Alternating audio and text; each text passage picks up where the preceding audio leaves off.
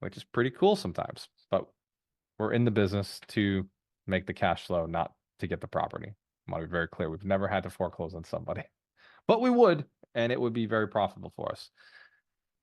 Family loans. Do you have a family member who has big bucks, or a family member that has had a lot of equity in a property? They can loan you some money from that. Perhaps members have a lot of money in an IRA that they would like to get a bigger return on. Go to your family first and see what they will do to help you out. If you're smart, you will make it worth their while. Either give them a decent interest rate on the money, or even smarter, give them some equity in the deal, perhaps 5%.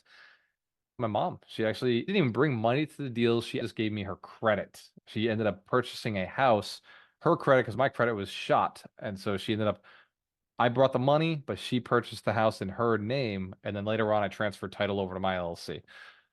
But I gave her $10,000 for doing that for me.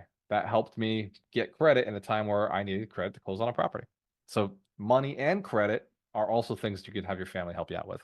Not everybody works with their family that way, but for me, I've been very blessed. Number 19, acquire with a first and second, then sell the first for cash. Buy a property with the seller carrying back both a first and second mortgage. Make the closing contingent on locating a buyer for the first at an acceptable discount, with the cash going to the seller as a down payment. So this is a creative way of having basically selling paper, selling the note.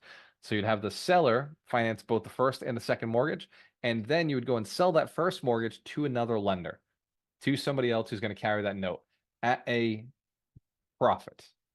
You would sell that note to that person for a fee.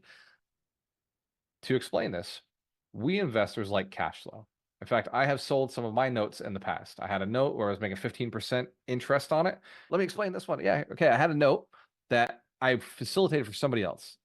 That investor was paying my friend, my lender, 15%. Now my lender was like, "Hey man, I want my money back." I was like, "Dude, you want your money back? These guys aren't ready to give their money back." So I bought the note from him. But I bought the note and I paid him $6,000 for the access to the note. Then I went back to the borrower and I said, "Hey, can you pay me a point?" So I got an extra point on the $150,000. So I made an extra 1,500. I paid 6,000 to the other gentleman, the previous owner of the note, and now that note pays me like $1,800 a month. Can everybody understand why I took over the notes? I had to put out 150,000 plus the 6,000, but I also got the 1,500 immediately. But then every month I get $1,800. So it's a cash flow note for me that makes a lot of sense. Brings in almost $20,000 a year. So it's a pretty cool opportunity for me. It helped out both other parties inside the deal.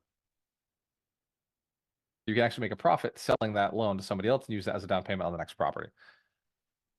Family known, acquire first and second, land sale leasebacks, offer to acquire the improved property subject to finding a purchaser who will buy the land under the building out of escrow and lease it back to you subject to the existing financing.